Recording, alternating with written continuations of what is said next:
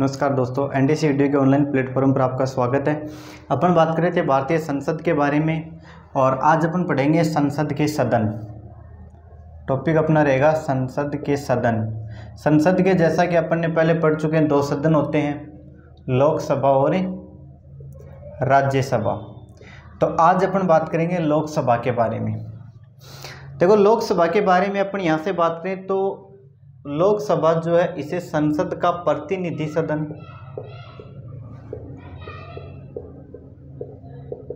इसे संसद का निम्न सदन, संसद का लोकप्रिय सदन आदि नामों से जाना जाता है। अब देखो, बात करते हैं कि इसे प्रतिनिधि सदन क्यों कहते हैं। क्योंकि जनता द्वारा चुने हुए जो प्रतिनिधि होते हैं वो लोकसभा में बैठते हैं। जनता द्वारा चुने हुए प्रतिनिधि, जनता द्वारा चुने हुए प्रतिनिधि। अब बात यह आती है कि साहब जनता द्वारा चुने हुए प्रतिनिधि तो राज्यसभा में भी होते हैं, होते तो वो भी चुने हुए ही हैं, होते हैं, बात काम की है। लेकिन लोकसभा के जो सदस्य हैं उनका चुनाव है वो वयस्क मताधिकार के आधार पे होता है। किसके आधार पे? वयस्क मताधिकार के आधार पर। और इसमें क्या होता है, लोकसभा के सदस्यों का जो चुनाव होता है उसमें भारत की जो जनता है वो प्रत्यक्ष रूप से भाग लेती है। किस रूप से भाग लेती है? प्रत्यक्ष रूप से भाग लेती है। और प्रत्यक्ष रूप से भाग लेने के कारण इसे जनता का प्रतिनिधि सदन भी कहते हैं। बात करें अपन लोकसभा की, दूसरा इसे कहते हैं संसद का निम्न सदन और संसद का लोकप्रिय सदन। तो लोकप्रिय सदन भी इसे इसलिए कहते हैं कि जनता द्वारा चुने प्रतिनिधि जो जाकर के बैठते हैं वो लोकसभा में बैठते हैं, इसलिए जनता का लोकप्रिय सदन भी कहलाता है। अपन यहाँ से बात करें लोकसभा के बारे में तो भारत की जो संसद का जो निम्न सदन है लोकसभा, उसकी तुलना की जाती है ब्रिटेन की संसद के निम्न सदन से। इसकी जो तुलना की जाती है वो ब्रिटेन की संसद का जो निम्न सदन है जिसे बोलते हैं हाउस ऑफ कॉमन्स। क्या बोलते हैं? House of Commons. इससे इसकी तुलना की जाती है। लेकिन देखो, तुलना के बारे में अगर दोनों का कंपैरिजन अगर हम करें तो इससे थोड़ी सी लो कैटेगरी में आती है अपने वाली। लो कैटेगरी का मतलब यानी थोड़ी सी कमजोर है। यानी ब्रिटेन की संसद में अगर बात करें अपन, जिसे हाउस ऑफ कॉमन्स या लोकसभा या निम्न सदन जिसे कहते हैं, और भारत की जो लोकसभा, दोनों में एक अंतर है कि भारत की जो लोकसभा वो ब्रिटेन के निम्न सदन से थोड़ी सी कमजोर होती है। अब अपन ऐसे बात करते हैं लोकसभा के गठन के बारे में। तो लोकसभा का जो गठन है उसके बारे में बात करते हैं। जैसे गठन के बारे में अपन बात करेंगे, लोकसभा की सदस्य संख्या अधिकतम कितनी हो सकती है, वर्तमान में कितनी है, कितने कितने सदस्यों का चुनाव होता है, सब बातों के ऊपर अपन यहाँ पे चर्चा करेंगे। तो देखो, बात करते हैं लोकसभा का गठन। लोकसभा का गठन बहुत ही अच्छा टॉपिक है, भारतीय संविधान। देखो, मैं यहाँ से गठन से पहले मैं आपको बता देता हूँ। देखो, भारत का संविधान है वो एक ऐसा टॉपिक है जो आप किसी भी लेवल की कंपटीशन एग्जाम दे, चाहे आप सेंट्रल लेवल की कंपटीशन एग्जाम दे रहे हैं या आप किसी भी स्टेट लेवल की कंपटीशन एग्जाम दे रहे हैं, सब में यहाँ से क्वेश्चन है वो जरूर पूछे जाते हैं। इसलिए इसमें वो कोई दिक्कत नहीं है कि कई बार क्या कमेंट आते हैं बच्चों के कि सर आप जो टॉपिक आपने डाला है या कौन सी एग्जाम के लिए डाला है, हम इस एग्जाम की तैयारी कर रहे हैं तो इस एग्जाम में टॉपिक आएगा कि नहीं आएगा। तो संविधान एक बेटा ऐसा टॉपिक है जो हर कंपटीशन एग्जाम्स में संविधान से क्वेश्चन आते हैं। अब आप चाहे राजस्थान से हैं तो राजस्थान स्टेट लेवल की जितनी भी एग्जाम्स हैं, जैसे अभी आगामी थोड़े दिनों बाद में सीईटी की एग्जाम होगी तो सीईटी में भी यहाँ से प्रश्न पूछे जाएंगे संविधान से। इसके अलावा अभी सेकंड ग्रेड की एग्जाम जो हो रही है उसमें भी 21 तारीख से जो शुरू है वहाँ पे भी संविधान से क्वेश्चन आएंगे। इसके अलावा डिफेंस लेवल की अगर आर्मी की कोई एग्जाम है, नेवी एयरफोर्स की जैसे वाई ग्रुप की एग्जाम है, तो वहाँ पर भी संविधान से क्वेश्चन पूछे जाते हैं। तो कोई भी एग्जाम हो संविधान से क्वेश्चन जरूर पूछा जाता है। तो इसमें वो कोई दिक्कत वाली बात नहीं है कि ये क्लास हमारे लायक है या नहीं है। हाँ, इतना जरूर ध्यान रखें, अपना जो एनडीसी ईडीयू का जो टेलीग्राम चैनल है उसे आप ज्वाइन करें ज़्यादा से ज़्यादा, क्योंकि वहाँ पर आपको क्या है, प्रश्नों की क्विज जो है, इंपॉर्टेंट क्वेश्चंस की क्विज वहाँ पे जो है प्रोवाइड करवाई जाती है। इसके अलावा जो भी टॉपिक यहाँ पे पढ़ाया जाता है उसके पीडीएफ में नोट्स भी आपको, जैसे संविधान है तो संविधान के कंप्लीट नोट्स आपको वहाँ पे मिल जाएंगे।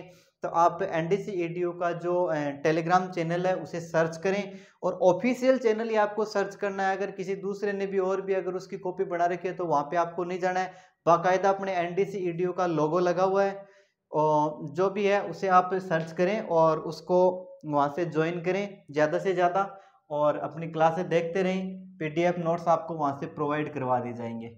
चलो अब बात करते हैं लोकसभा का गठन।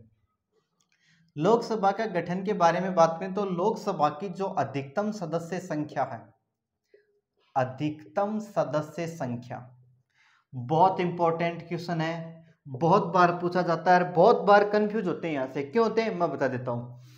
प्रश्न सीधा सीधा आएगा कि लोकसभा की अधिकतम सदस्य संख्या हो सकती है, अधिकतम सदस्य संख्या हो सकती है।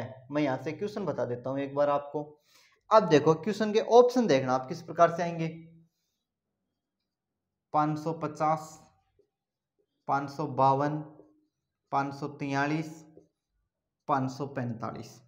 अपने दिमाग में दो ही चीजें चलती हैं, अपने दिमाग में दो ही चीजें चलती हैं, 543 और 545। क्यों चलती हैं?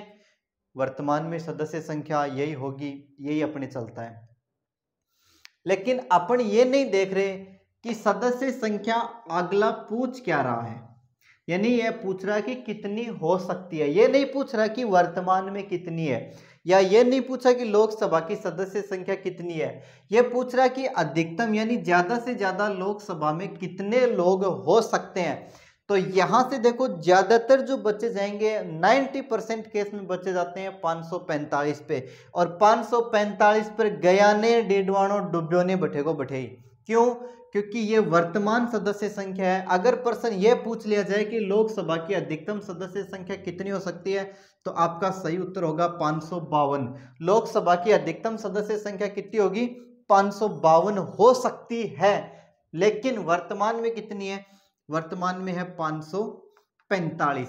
अब ये 552 जो हो सकती है अधिकतम सदस्य संख्या, इसका अगर अपन बात करें, निर्धारण इसका करें या डिवाइडेशन इसका अपन करें, तो दो प्रकार के सदस्य अपने लोकसभा में आते हैं। एक आते हैं निर्वाचित सदस्य, निर्वाचित सदस्य, और दूसरे होते हैं मनोनीत सदस्य, मनोनीत सदस्य। तो निर्वाचित सदस्यों की बात करें तो वो तो होंगे 550, और मनोनीत सदस्यों की बात करें तो वो कितने होंगे? 2। ये जो दो सदस्य हैं भारतीय संविधान के अनुच्छेद 331 के तहत भारत के राष्ट्रपति द्वारा एंग्लो इंडियन समुदाय से मनोनीत किए जाते थे। मेरे पूरे वाक्य पे ध्यान देना। भारतीय संविधान के अनुच्छेद 331 के तहत दो एंग्लो इंडियन सदस्यों को भारत के राष्ट्रपति द्वारा लोकसभा में मनोनीत किया जाता था, न कि वर्तमान में किया जाता है। वर्तमान में मैं आपको बता दूं 104वां संविधान संशोधन 2019 के तहत जो दो एंग्लो इंडियन सदस्यों का जो मनोनयन किया जाता था वो वर्तमान में रद्द कर दिया गया, यानी एंग्लो इंडियन समुदाय के दो सदस्यों का मनोनयन नहीं किया जाता है। अभी देखो वर्तमान जो सरकार है अपनी, वर्तमान सरकार ने क्या किया? संविधान में संशोधन किया 2019 में। 104वां संविधान संशोधन कौन सा था? 104वां संविधान संशोधन। और 104वां संविधान संशोधन करके जो एंग्लो इंडियन समुदाय को जो प्रतिनिधित्व दिया गया था, जिसकी समय सीमा जो 70 वर्ष रखी गई थी, तो वो 70 वर्ष 2020 में अपने पूरे हो गए। इसके बाद में एंग्लो इंडियन समुदाय के सदस्यों का मनोनयन है वो लोकसभा में नहीं किया जाता है। अब अगर आपसे पूछ लिया जाए कि लोकसभा में मनोनीत होने वाले अंतिम सदस्य कौन थे, बहुत ही इंपॉर्टेंट प्रश्न है कि लोकसभा में मनोनीत होने वाले अंतिम सदस्य कौन थे। तो लोकसभा में मनोनीत होने वाले अंतिम सदस्य थे जॉर्ज बेकर, जॉर्ज बेकर और रिचर्ड है। दो सदस्य थे जो अंतिम बार लोकसभा में मनोनीत हुए थे, जो अपनी जो वर्तमान जो लोकसभा है इस लोकसभा में मनोनीत हुए थे। इसके बाद में इन सदस्यों का मनोनयन रद्द करने के बाद में इस संविधान संशोधन के द्वारा लोकसभा में कोई भी सदस्य मनोनीत नहीं किए जाते। तो अपने यहाँ से बात कर रहे हैं कि लोकसभा की अधिकतम सदस्य संख्या कितनी हो सकती है, 552। जबकि अपन बात करें कि वर्तमान में लोकसभा की सदस्य संख्या कितनी है, तो बात करते हैं वर्तमान में लोकसभा की जो सदस्य संख्या है वो कितनी है। जल्दी से कमेंट करके बताएं कि वर्तमान में लोकसभा की सदस्य संख्या कितनी है। शाबाश, जल्दी करें। वर्तमान में लोकसभा की सदस्य संख्या है 545। वर्तमान में कितनी है, 545। जी ऐसे मैं आपको एक बात और बता दूं कि विधानसभा और लोकसभा में इन सीटों का जो निर्धारण किया गया है, इन सीटों का जो निर्धारण किया गया है वो कौन सी जनसंख्या के आधार पर किया गया है। बहुत इंपॉर्टेंट प्रश्न है कि वर्तमान में लोकसभा, विधानसभा, राज्यसभा, विधान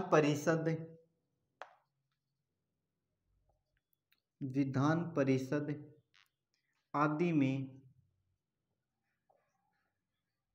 सीटों का निर्धारण, देखना प्रश्न थोड़ा सा अच्छा प्रश्न है, लंबा जा रहा है।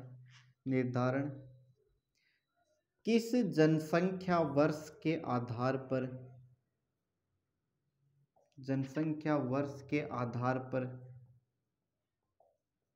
किया गया है, किस जनसंख्या वर्ष के आधार पर किया गया है। ध्यान देना प्रश्न क्या है, यानी वर्तमान में लोकसभा, विधानसभा, राज्यसभा, विधान परिषद आदि में सीटों का निर्धारण का जो वर्ष रखा गया वो कौन सी जनसंख्या को आधार माना गया। तो ये आधार माना गया है, मैं आपको देखो ऐसे ऑप्शन दे देता हूं। ऑप्शन है सबसे पहले 1971, ऑप्शन नंबर 2 है 1991, ऑप्शन नंबर 3 है 2001, ऑप्शन नंबर 4 है 1981। अब आप जल्दी से कमेंट करके बताएं कि कौन सी जनसंख्या वर्ष उसे आधार माना गया है। अब देखो दो में आप कंफ्यूज हो जाओगे, यार गुरुजी बतायो तो हो, 71 भी बतायो हो, 2001 भी बतायो हो, अब उतर के हो सिर एग्जाम में बैठे, हाँ पेपर हाथ में है, पेन हाथ में, ओ मार्कशीट बढ़नी है। अब कंफ्यूज, हाँ 71-1, 71-1, 71-1, 71-1, अचानक 2 घंटा एग्जाम का कंप्लीट और आपा 71-1 में ही रहेगा। यहां से देखो 2001 भी मिलेगा, 71 भी मिलेगा। ध्यान से सुन लेना, कान खोल के आंख बंद करके सुन लेना। जनसंख्या का आधार वर्ष सीटों के निर्धारण के लिए माना गया है 1971 को, जबकि परिसीमन सीटों का जो किया गया है, सीटों का परिसीमन किया गया है 2001 की जनगणना के अनुसार, जबकि सीटों का निर्धारण किया गया है 1971 की जनगणना के अनुसार। परिसीमन के बाद में मैं बता दूं, भारत में हर जनगणना के बाद में परिसीमन होता है।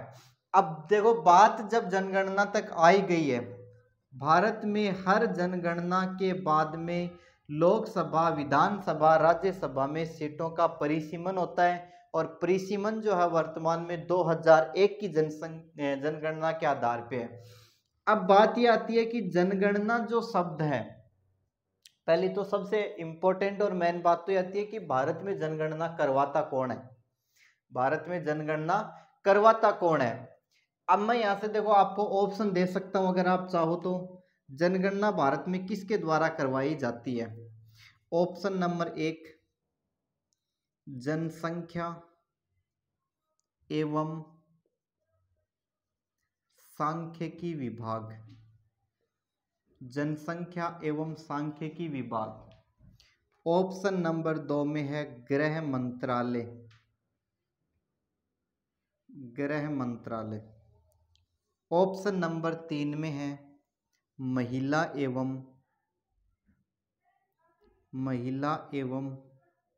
बाल विकास मंत्रालय, महिला एवं बाल विकास मंत्रालय।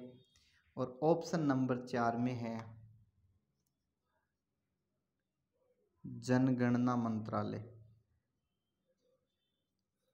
अब आप जल्दी से कमेंट करें इन 4 में से और जल्दी से बताएं कि जो 4 ऑप्शन आपके सामने हैं कि और प्रश्न है कि भारत में जनगणना करवाई जाती है, यानी जनगणना है वो किसके द्वारा करवाई जाती है।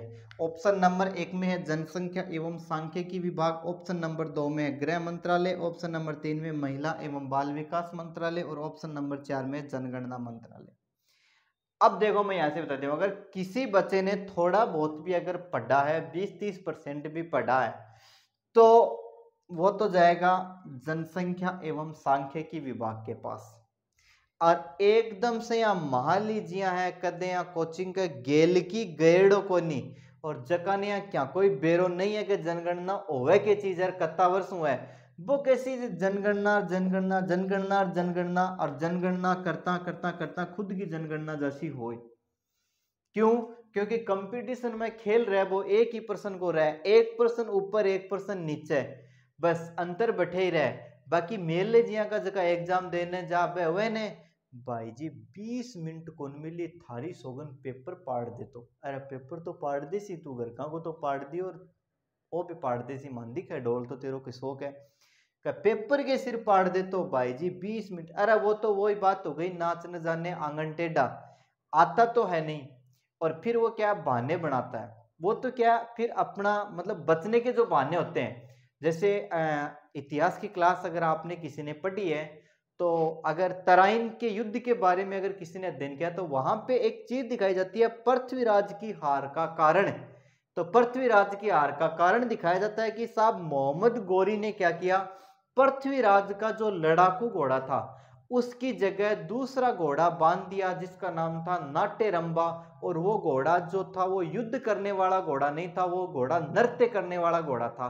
और जैसे पृथ्वीराज चौहान उस घोड़े को लेकर के युद्ध के मैदान में जाता है तो घोड़ा वहां पे डांस करने लग जाता है। अब बेचारा बताओ, घोड़ा डांस करने वाला तो डांस ही करेगा, लेकिन ये होते हैं हार छुपाने के कारण, तो ये तो कोई बात नहीं है।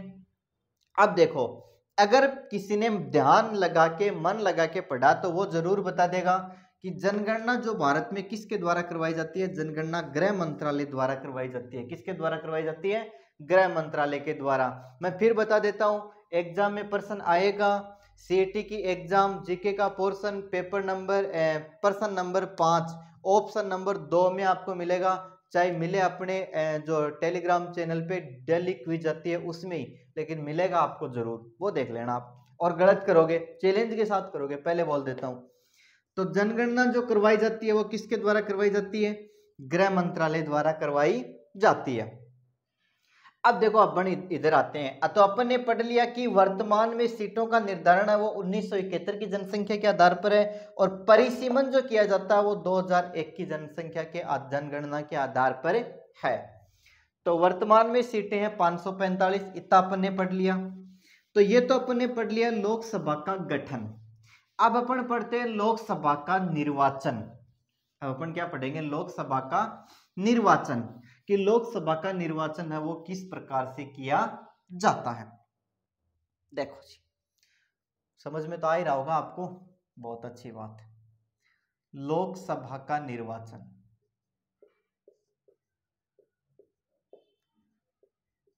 लोकसभा का निर्वाचन जो है वो होता है वयस्क मताधिकार के आधार पर, वयस्क मताधिकार के आधार पर। अब बात यह आती है कि साहब ये वयस्क मताधिकार है, अब बल्ला गठवा ही है, तो ये है कि भाई साहब भारत में जो भी व्यक्ति जिसकी उम्र 18 वर्ष है उसे वयस्क माना गया है। क्या माना गया है? उसे वयस्क माना गया है, और उसे वोट देने का पूरा पूरा अधिकार है। यानी भारत में जिस भी व्यक्ति की उम्र 18 वर्ष है उसका मतदाता पहचान पत्र बना दिया जाता है और वो वोट देने के लायक है। तो वयस्क मताधिकार के आधार पर लोकसभा का निर्वाचन किया जाता है। निर्वाचन जो लोकसभा का होता है वो प्रत्यक्ष होता है।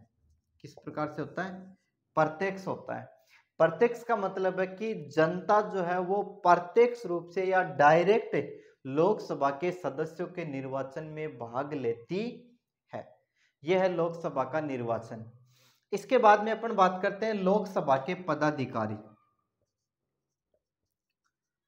लोकसभा के पदाधिकारी, अब लोकसभा के पदाधिकारी कौन होंगे? लोकसभा के पदाधिकारी होते हैं लोकसभा अध्यक्ष और लोकसभा का उपाध्यक्ष।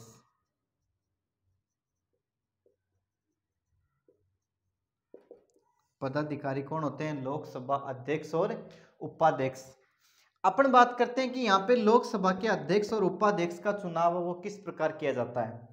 तो देखो, लोकसभा के अध्यक्ष और उपाध्यक्ष इनका जो चुनाव किया जाता है वो लोकसभा के सदस्य अपने में से ही एक को अध्यक्ष निर्वाचित करते हैं और दूसरे को उपाध्यक्ष निर्वाचित करते हैं। तो यानी लोकसभा के सदस्य मिलकर के अपने में से ही एक को अध्यक्ष और एक को उपाध्यक्ष चुने लेते हैं। अब बात यह आती है कि लोकसभा के सदस्यों को शपथ कौन दिलवाता है? लोकसभा के सदस्यों को शपथ किसके द्वारा दिलवाई जाती है? तो शपथ दिलवाई जाती है राष्ट्रपति या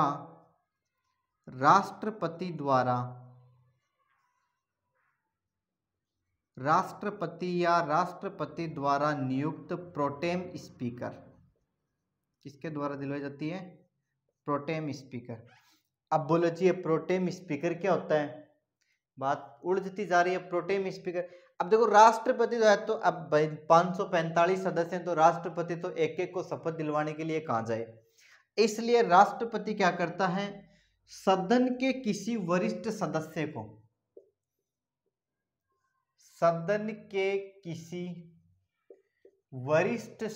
को प्रोटेम स्पीकर या अस्थायी अध्यक्ष नियुक्त करता है। क्या नियुक्त करता है?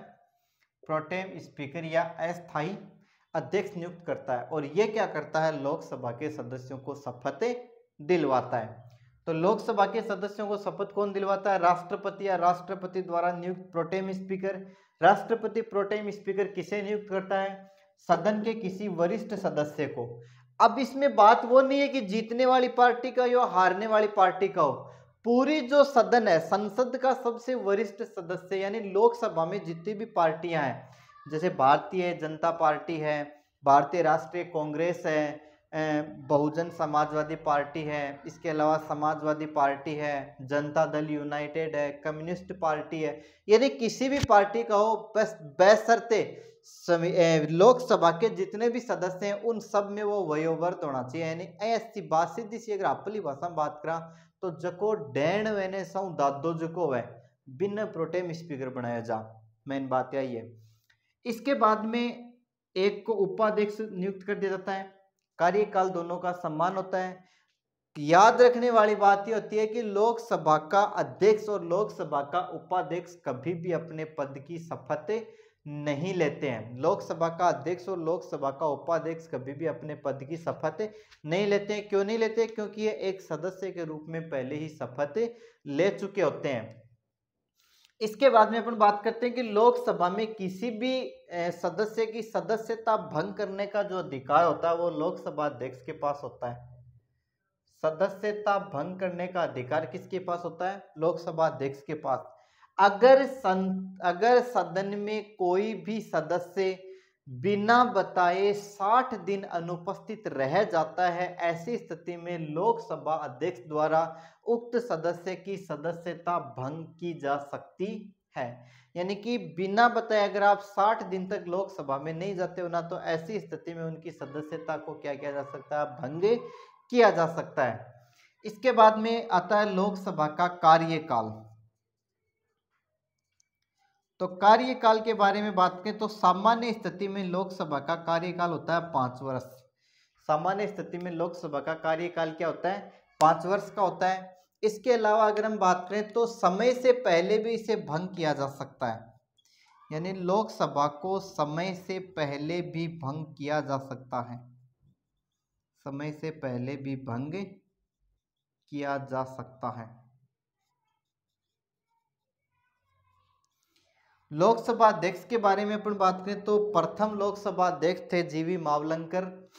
प्रथम लोकसभा अध्यक्ष कौन थे भारत के? जीवी मावलंकर।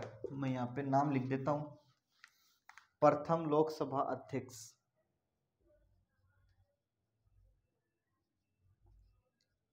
प्रथम लोकसभा अध्यक्ष, पूरा नाम है इनका गणेश वासुदेव मावलंकर।